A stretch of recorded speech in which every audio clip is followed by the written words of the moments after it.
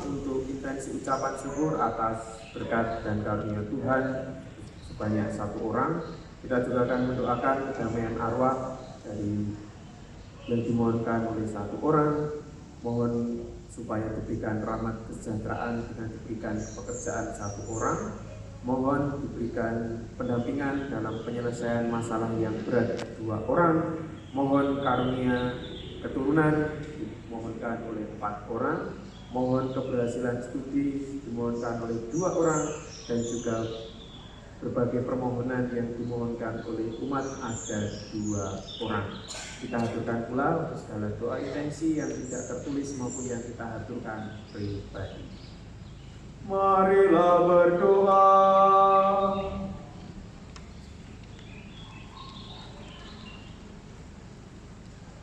Ya Allah, meskipun putramu telah bersatu dengan Dikau di surga, kami percaya bahwa Ia senantiasa menyertai dan mendoakan kami. Kami mohon berkatilah kami agar dapat selalu bersatu sebagai umat-Mu dan muliakan nama-Mu dengan pengantaran Yesus Kristus Putramu Tuhan kami, yang bersama dengan Dikau dalam persatuan Roh Kudus hidup berkuasa Allah sepanjang segala masa. Kita dengarkan bacaan-bacaan hari ini.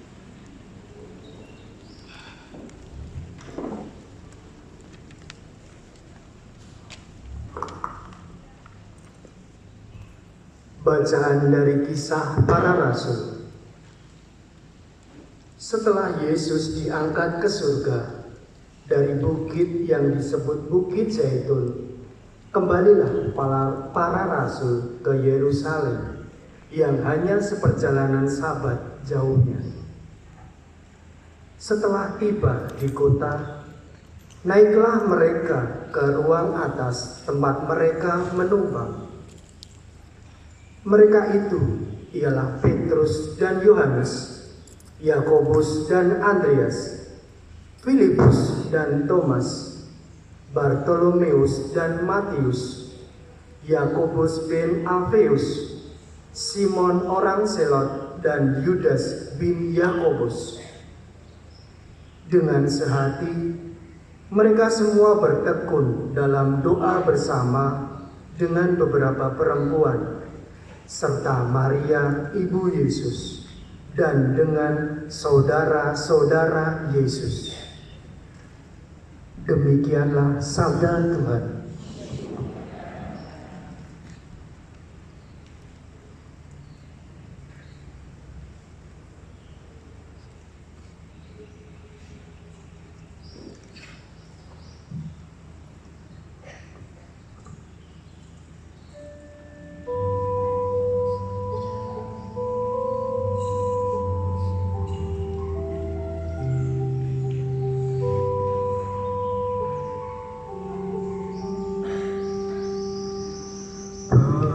Aku terikat pada Yahweh, harapanku pada Allah Tuhanku.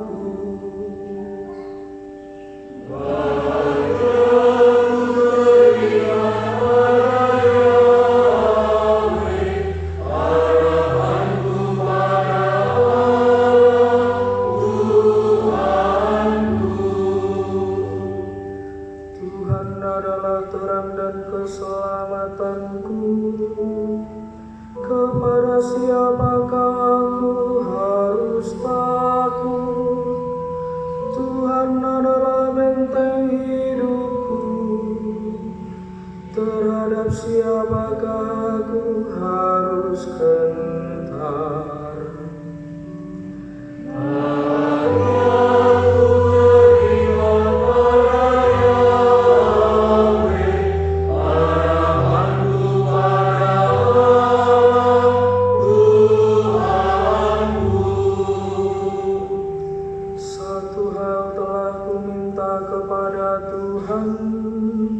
Satu inilah yang kuingini, diam di rumah Tuhan seumur hidupku, dan menyaksikan kemurahan Tuhan, dan menikmati pahitnya. Aku terikat pada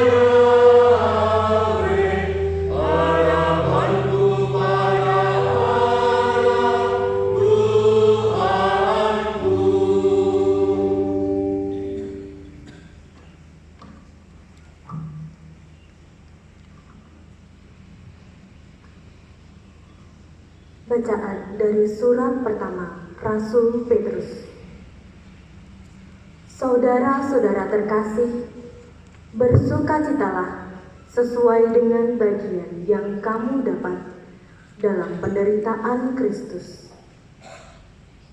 Dengan demikian, kamu pun boleh bergembira dan bersukacita pada waktu Kristus menyatakan kemuliaannya. Berbahagialah kamu jika dinista karena nama Kristus, sebab roh kemuliaan, yaitu roh Allah, ada padamu. Janganlah ada di antara kamu yang harus menderita sebagai pembunuh atau pencuri, penjahat atau pengacau. Tetapi jika kamu harus menderita sebagai orang Kristen, janganlah malu karena hal itu. Malah, kamu harus memuliakan Allah dalam nama Kristus itu. Demikianlah sabda Tuhan.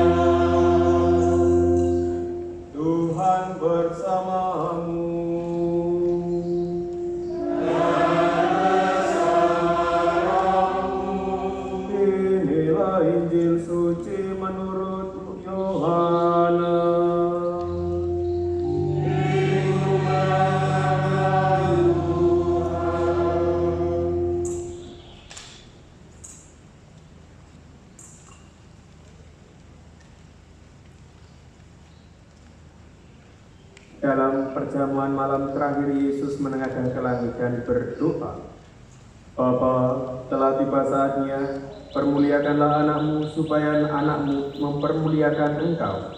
Sama seperti engkau telah memberi kepadanya kuasa atas segala yang hidup, demikian pula ia akan memberikan hidup yang kekal kepada semua yang engkau berikan kepadanya. Inilah hidup yang kekal itu, yaitu bahwa mereka mengenal engkau satu-satunya Allah yang benar, dan mengenal Yesus Kristus yang telah engkau utus. Aku telah mempermuliakan engkau di bumi dengan jalan menyelesaikan pekerjaan yang engkau berikan kepadaku untuk kulakukan. Oleh sebab itu, ya Bapa, permuliakanlah aku padamu sendiri, dengan kemuliaan yang kumiliki di hadiratmu sebelum dunia ada. Aku telah menyatakan namamu kepada semua orang yang engkau berikan kepadaku dari dunia. Mereka itu milikmu, dan engkau telah memberikan mereka kepadaku, dan mereka telah menuruti firman-Mu. Sekarang mereka tahu bahwa mereka semua yang engkau berikan kepadaku itu berasal daripadamu. Sebab segala firman yang engkau sampaikan kepadaku telah kusampaikan kepada mereka, dan mereka telah menerimanya. Mereka tahu benar-benar bahwa aku datang daripadamu, dan mereka percaya bahwa engkaulah yang telah mengutus aku. Aku berdoa untuk mereka, bukan untuk dunia aku berdoa, tetapi untuk mereka yang telah engkau berikan kepadaku, sebab mereka adalah milikmu, dan segala milikmu adalah milikku, dan milikku adalah milikmu, dan aku telah dipermuliakan di dalam mereka. Dan aku tidak ada lagi di dalam dunia, tetapi mereka masih ada di dalam dunia, dan aku datang kepada. Demikianlah sabda Tuhan.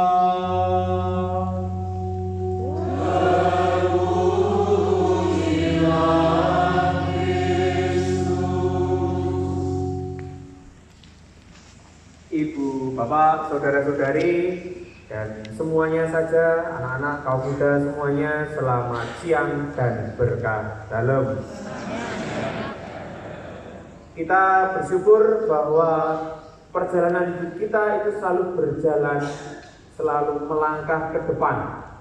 Dan pasti ini nampak sekali dinamikanya, bahwa kita dulu hidup dan sekarang pun masih hidup, tetapi paling tidak dinamika yang ada itu semakin mempermudah kita.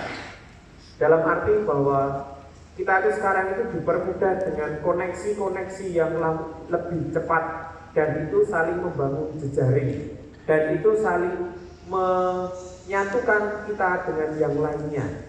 Contoh, pada waktu dulu mungkin kalau kita mau berkabar-kabaran dengan sahabat, saudara, keluarga, kita pasti harus tulis surat, kemudian nanti kirim ke Pak Pos, bahkan ada yang macam terus-menerus nanti balas-membalas. Bahkan dulu ada istilah, saya juga masih mengalaminya, istilah sahabat pena, yaitu mesti beberapa dari panjenengan itu masih mengalaminya, karena intensnya ngirim surat. Bahkan nanti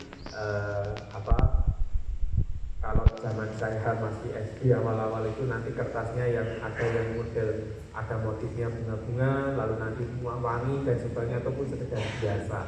Lalu kemudian berkembang, kita bersyukur adanya teknologi yang datang dengan adanya alat komunikasi yang satu ini, HP. Ini HP saya waktu itu masih, ini zaman Prater waktu saya sudah di Papua ya. Itu kameranya masih 2 megapiksel saja. Itu udah bangga sekali dulu punya gitu ya. Bisa foto, bisa apa saja, video, pokoknya mungkin kalau punya HP yang macam ini sudah, kalau cowok ya kemaki gitu ya. Sudah gayanya minta ampun gitu. Nah, apa namanya, dengan ini termasuk awal-awal yang dengan WA. Maka waktu itu apa namanya, dengan ini foto, WA, terus video itu ada. Lalu akhirnya berkembang, meskipun sekarang HP ini hanya tinggal SMS saja gitu. Karena ini saya sih mau saya buang mana-mana, ini masih ya wis lah tak go, karena untuk SMS saja. Berkembang kemudian dengan sistem Android yang ada, lalu membuat adanya HP Android. Dan HP Android sekarang bermacam-macam. Saya hanya punya yang ini. Saya dari pamer ini saja bagian depan, tidak dari pamer yang bagian belakang. Itu ya, saya pamer bagian belakang itu biasanya di atas meja dia taruh begini. Pamer dol-dolannya ini loh.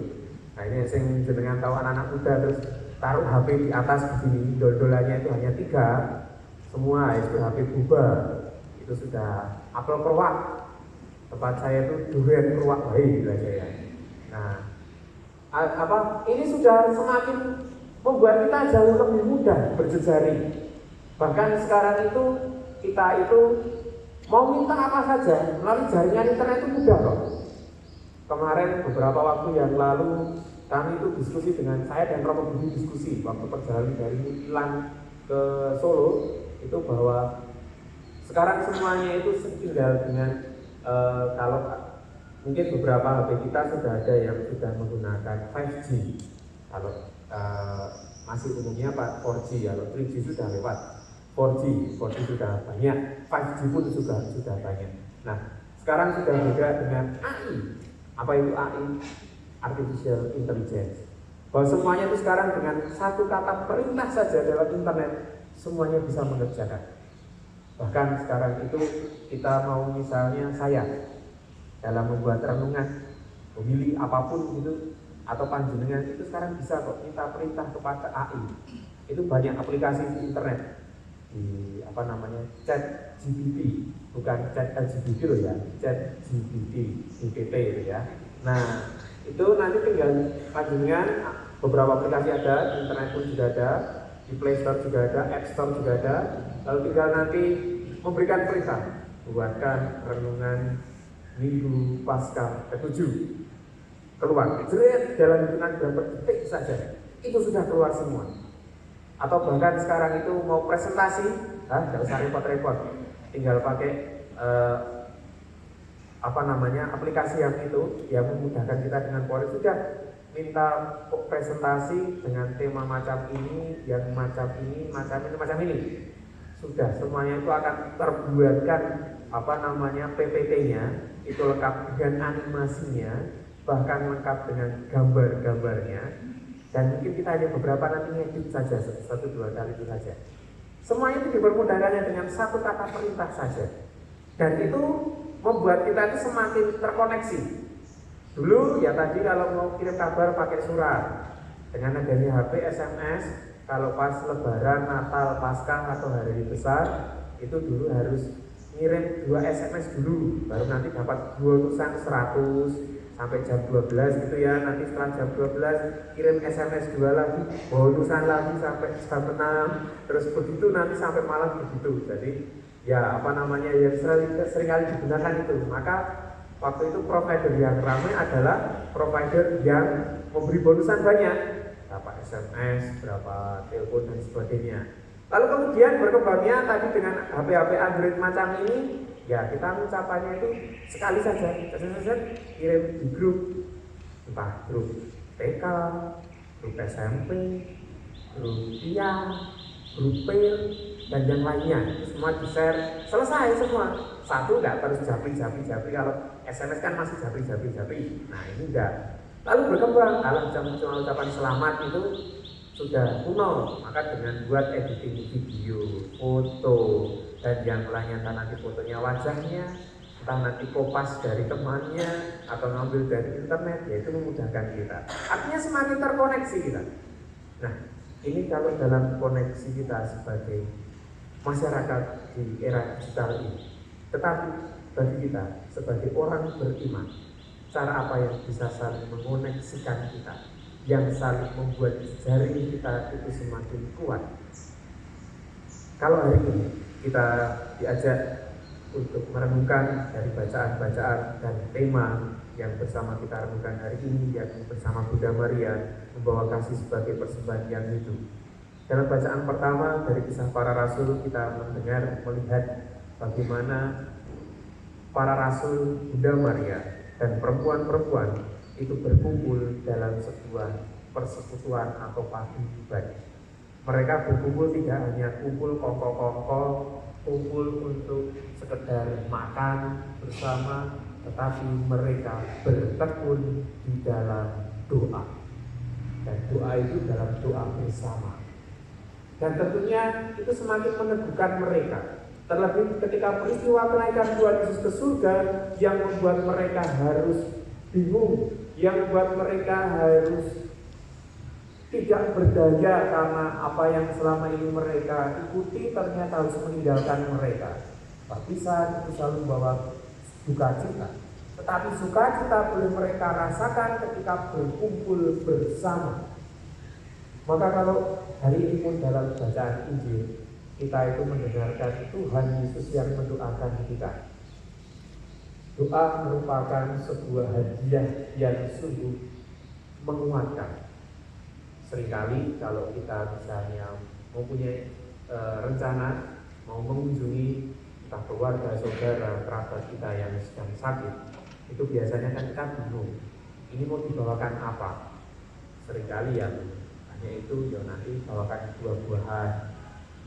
Buah-buahnya pun juga harus tahu yang sakit ini sakit apa, karena ya maksud kita mau ke rumah sakit bawa buah durian itu kan yo aneh, nanti malah membuat saat rumah sakit gitu ya. Pasti buahkan yo yang wajar gitu ya, atau malah mungkin bawakan buah mengkudu gitu ya, malah mengkudu manggil merah dan sebagainya gitu ya, ataupun yang lainnya gitu ya. Nah tentu nanti ada yang buatkan bawa camilan, makanan. Meskipun nanti camilan makanan yang kita bawakan itu saya yakin bukan yang sakit, tapi buat yang nunggu itu pasti. Nah, maka semakin banyak yang kunjungan bawa makanan itu sing nunggu semakin makmur gitu ya. Lumayan ora jajan. Nah, terus kemudian ini juga membawakan membawakan dalam isi amplop, tapi tentunya amplopnya ya ada isinya, ada tali kasihnya, bukan hanya amplop kosong, kayak layatan amplop kosong gitu ya. Tidak macam itu, tetapi sungguh kita ingin memberikan apa yang kita punya. Tapi beberapa kali kita yuk bingung. Saya seringkali sama teman-teman kaum muda itu, Romo mau ikut enggak kunjungan yang sakit? Oh ya, yuk. Tapi bingung Romo mau kasih apa?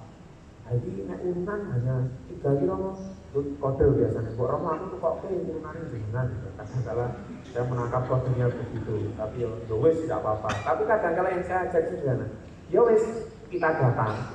Entah nanti memberi apa atau tidak, yang penting sebelum pulang kita berdoa. Dan doa itu bagi yang sakit itu terkadang justru membawa atau memberikan kado yang istimewa. Atau kita saja, kalau pas ulang tahun itu tidak dapat kado apapun, saking mungkin tidak diperhatikan gitu ya. Ada orang yang mengucapkan selamat ulang tahun, lalu ada kata semoga itu dan sebagainya, titik dan sebagainya dalam sebuah doa, itu rasanya sudah luar biasa. Ataupun datang kita didoakan. Saya pun yang sering kali bahwa ketika ketemu umat lalu Romo saya doakan, itu sudah menjadi sebuah harga yang berharga dalam hidup saya. Jika orang boleh mendoakan, rasanya itu seperti nek wong melak tenanan bisa banyu sak gigen gitu ya.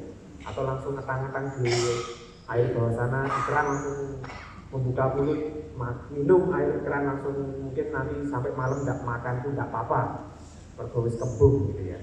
Nah, artinya bahwa doa itu membawa kita dalam sebuah persekutuan. Maka kalau hari ini kita bersama merenungkan atau temanya yang ingin kita bahas bersama Bunda Maria membawa kasih sebagai persembahan yang hidup. Ketika kasih boleh kita wartakan bagi orang-orang di sekitar kita, pasti kasih itu bersumber dari hidup doa kita. Karena apa yang kita berikan, kita membutuhkan waktu untuk sendiri, untuk me time saya dengan Tuhan, waktu yang berkualitas. Dan inilah yang membuat hidup kita itu semakin terarah, semakin terkoneksikan, karena doa itu kan pasti menghaturkan atau mendoakan hal-hal yang baik. Meskipun ada juga yang mungkin sesekali doa kita itu yang membuat orang lain celaka gitu ya. Romo saya berdoa supaya saudara saya doakan dan mati. Itu ben rumah itu orang segera pergi dan sebagainya. Kan jarang orang mendoakan macam ini. Pasti yang kita mohon seperti ini saja. Dari yang dimohon hari ini, mohon kedamaian arwah, kita mendoakan mereka yang sudah meninggal, mohon untuk diberikan pekerjaan supaya nanti dapat pekerjaan yang layak demi kesejahteraan, mohon diberikan karunia keturunan supaya menambah kegembiraan dalam keluarga. Tentu doa-doa yang baik yang kita berikan. Dan kasih itu memancarkan kegembiraan sukacita. Dan hari ini bersama kita juga merayakan hari Minggu Paskah ke-7. Hari Minggu Paskah ke-7 juga merupakan hari ini kita memperingati Hari Komunikasi Sedunia. Paus Fransiskus mengajak kita semua untuk dalam pesannya, nanti bisa searching, bisa membaca secara utuh di internet, cari saja pesan Paus Fransiskus dalam Hari Komunikasi Sedunia yang ke-57. Temanya adalah berbicara dengan hati. Apakah hati bisa berbicara? Bisa. Yang berbicara tidak hanya mulut. Mulut berbicara mungkin bisa ngawur, bisa sakpenai diri, bisa sesuka hatinya. Tetapi hati berbicara karena didorong oleh kasih. Didorong karena pengalaman yang sungguh membawa supaya yang mendapatkan kebaikan itu bukan hanya saya, tetapi orang lain. Maka Paus Fransiskus mengajak bahwa salah satu hal pengungkapan kasih dalam atau berbicara dengan hati atau hati yang penuh dengan kasih adalah dengan mencintai. Artinya bukan hanya mencintai sekedar cinta sebatas filial atau eros, tetapi cinta yang sungguh berharap dengan hal yang paling pilihan adalah agape. Nah, tentu yang macam inilah bagaimana cinta yang tidak mengharapkan balasan, cinta yang sungguh ingin diberikan kepada banyak orang. Karena Bunda Maria telah mempersembahkan hidupnya sebagai bukti kasih, dan inilah sudah bersama-sama kita rasakan dan menjadi inspirasi bagi kita. Tentunya persembahan hidup, persembahan diri merupakan persembahan yang paling besar. Kita bisa saja mempersembahkan dari segala yang kita punya, mungkin hanya sebagian. Kita berikan persembahan berupa barang, benda, dan semuanya. Tetapi kalau hati kita tidak pernah kita persembahkan kepada Tuhan, tentu persembahan itu tidak ada maknanya. Maka marilah kita semakin dapat bersatu, semakin dapat membagikan kasih kita, semakin dapat membangun jejaring dalam persekutuan paguyuban kita sebagai umat Katolik, dan juga kita semakin dapat bersinergi. Supaya apa? Supaya kesempatan yang ingin kita bangun, terlebih untuk semakin tinggal di dalam Kristus, semakin bersatu dan bersinergi guna membangun Indonesia yang semakin dengan penuh kedamaian, dengan kebinekaan yang bersama kita rasakan dalam hidup masyarakat kita. Kemuliaan kepada Bapa dan Putra dan Roh Kudus.